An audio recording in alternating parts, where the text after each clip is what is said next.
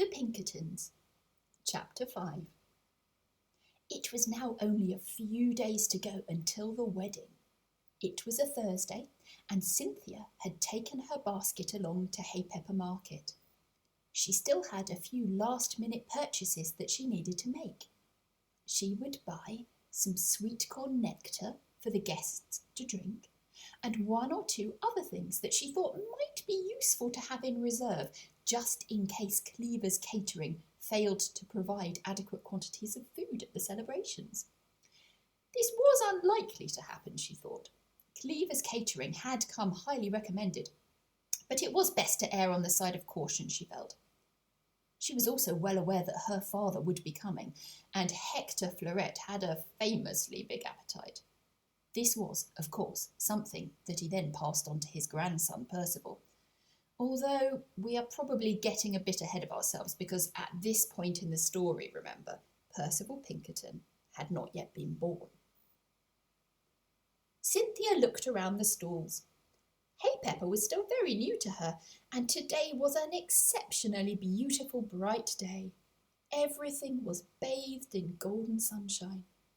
I am so lucky, she thought. I have so many happy memories of sunny days like today, and I can take them with me wherever I go. Memories of France, memories of laughing with my dad and rubbing noses with my mother, of time spent at the factory, of that beautiful sea crossing to Britain, of the interesting summer I spent working here and meeting all those different people. And now here I am in this lovely village in the sunshine again. Cynthia had been gazing into the middle distance as she thought these thoughts, when suddenly she caught sight of something she had not previously noticed. Had it even been there before? It must have been, she supposed. After all, multicoloured sequined teepees don't just appear out of nowhere, do they? Cynthia entered the teepee full of curiosity. The sign outside had announced the name of the concern. Clover and Stars, Emporium of Magical Miscellany. Cynthia had no idea who Clover and Star were, or indeed any thoughts on what an Emporium of Magical Miscellany might be. On entering, Cynthia was immediately greeted by a short, funny-looking man, a human, not a guinea pig, who was wearing a black bowler hat with a green feather pinned onto it on one side. The man had a round red face and a short, clipped black moustache. He seemed to have been smoking a cigar at the point when Cynthia had entered, but he had rapidly removed this from his mouth and was even now attempting to stub it out as inconspicuously as he could in an ashtray behind his back. "The name's George," he ventured, as he bent down to shake Cynthia's paw. "Emma's runs this place general like it's out, but you is in safe hands with me, miss. I'm like what you might call an expert, Mr. Magical Miscellany myself like." Cynthia smiled at him. George had drawn himself up importantly, raising the back of his feet from off the ground. And as he spoke, he had flung out his chest and his hands had moved so that he could hold on to the braces that supported his voluminous trousers. This was not because he was anxious lest said trousers should suddenly descend in an unwanted manner, but more he did this in the way that some men do when they want to strike a pose to help them look and feel important. George's speech, though, seemed to tire him out, and having completed it, he gave a little bow and then sat himself down at a small circular table where he made an attempt to hide the incriminating ashtray. He then lit a selection of joss sticks for good measure, presumably in an attempt to disguise the lingering scent of tobacco. The perfumed swirls began to infuse the teepee with unlikely fragrances. There was definitely an aroma of newly cut grass, a guinea pig favourite, emerging from one of the joss sticks. but from another arose the scent of cooked apple. The third perfume was hard to identify, something sweet but nutty. Cynthia looked around. Apart from the small table and chair where George was sitting, there was very little furniture. Very little furniture on the floor, that is. There were, however, several sets of strangely shaped shelves that seemed to be made from narrow strips of silvery metal. These were suspended in some way from the top of the teepee. At least, Cynthia thought they must be suspended, for there was certainly no bookcase feet touching the floor. And shelving units did not, as a rule, in Cynthia's experience at least, merely hang unsupported in mid-air. A small picture in a decorated frame caught her eye. Was it a fluette? Her thoughts turned again briefly to her childhood. Her parents would, of course, be arriving soon for the wedding. She was looking forward to seeing them again. She smiled to herself. And then she saw them. Not her parents, of course, but the most beautiful shoes she had ever seen. They were a deep purpley red colour, a sort of magenta, and they sparkled too. 4 gorgeous little guinea pig-sized shoes nestling in pale green tissue paper. They were perfect.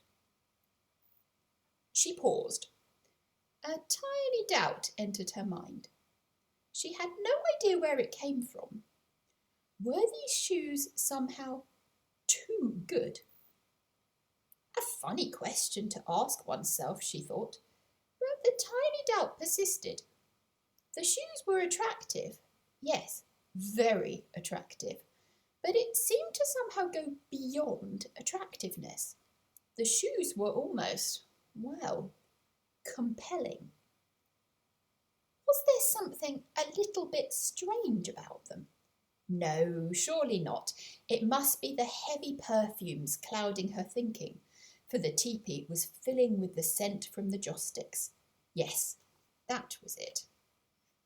The scents were a little bit soporific. She felt slightly sleepy, but blissfully happy. She would buy the shoes, she thought. She didn't tend to treat herself in this way all that often, but it was almost her wedding day, she reasoned, and she had never seen shoes like these before, and she might never see any again. Yes, she would buy them. She would buy them, and she would wear them on her wedding day. Of course, she would not wear them for the ceremony itself. That would be most improper. Traditionally, you see, guinea pig brides wear very simple gowns for the actual wedding service, and both of them, bride and groom, are barefoot throughout the ceremony, standing on the hay floor together. For guinea pigs believe that marriages must be grounded in simplicity, and a marriage that is to be grounded in simplicity must, they believe, begin in simplicity also. For guinea pigs, marriage is all about day-to-day life, about helping each other and being kind and sharing the hay together. It is not about glamour.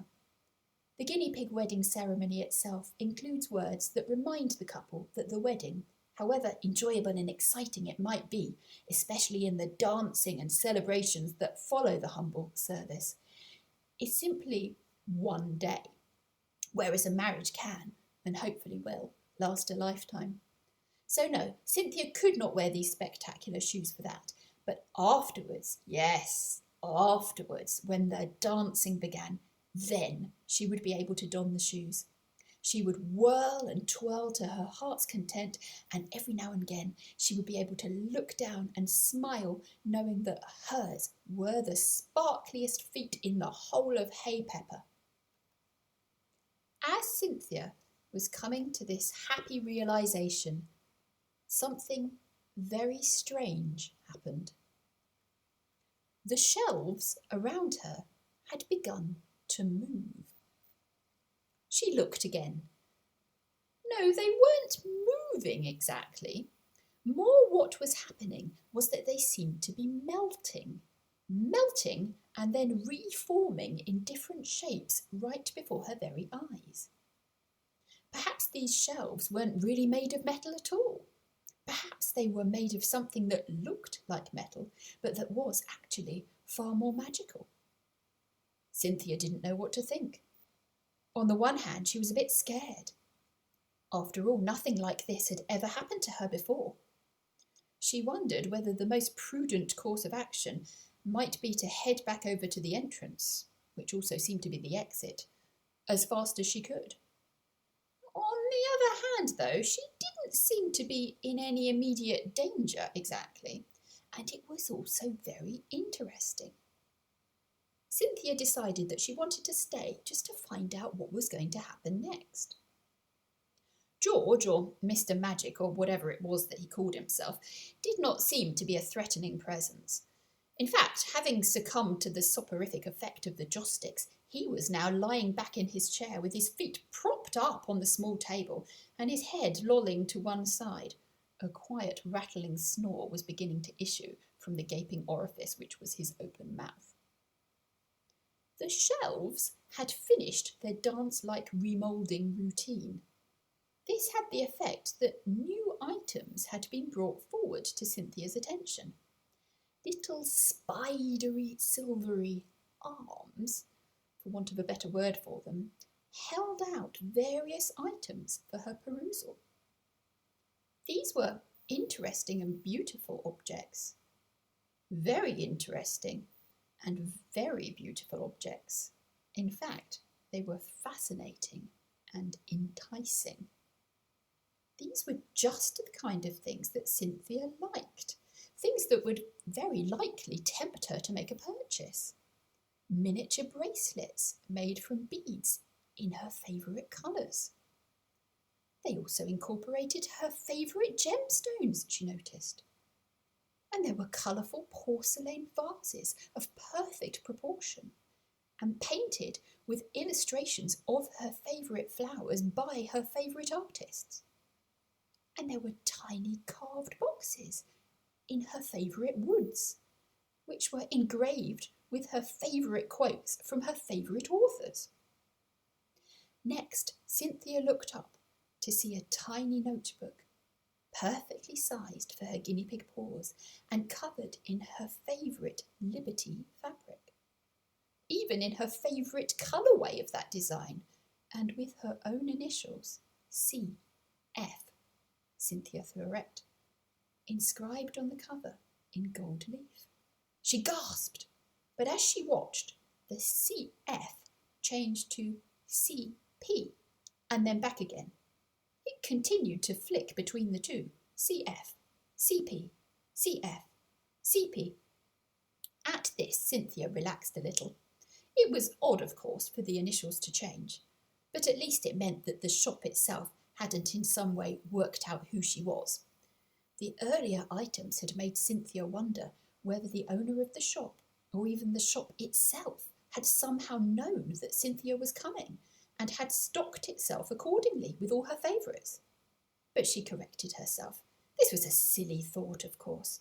The shop, or the notebook, didn't know that she was Cynthia Florette. Of course it didn't. How could it? The notebook must just randomly change. The CF had been a mere coincidence. The way it had changed to CP proved that. But then a penny slowly dropped somewhere in Cynthia's brain. The CF was changing to CP. CP. Cynthia Pinkerton. That would be her married name in just a few days' time. So was the shop really watching her in some mysterious way? It was quite unsettling. It was an odd sensation. She felt anxious but excited at the same time, and for some reason she also felt a little bit guilty, although she couldn't at all fathom why. She felt as if she was being drawn into something against her will. She decided she would get herself back out into the fresh air. This would restore her to her usual good cheer. She would visit Miss Mahala's stall and get a thimble of diluted nectar of sweet corn, or a hay twist, which would help, she thought. George's snoring had been gradually increasing in volume, and as Cynthia headed to the exit, he suddenly gave an almighty rumble. It was truly an underground train pulling into the station through a tunnel kind of a snore. It was so loud that George jolted himself awake. George looked around in confusion, as if he couldn't quite remember where he was. His bowler hat had tumbled to the floor whilst he had been sleeping, and his dark hair was a little ruffled. He began to smooth this down distractedly. It was then that he noticed Cynthia, almost in the doorway.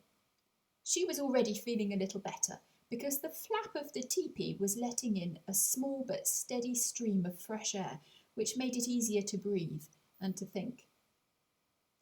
"I sincerely hopes that you is not leaving yet, miss," George called out to her. Cynthia paused at the flap of the teepee. Suddenly, George seemed to notice for the first time the behaviour of the shelves, for they had melted again and were in the process of reforming right next to where Cynthia was now standing. The spidery arms again brought forth new objects for Cynthia's attention.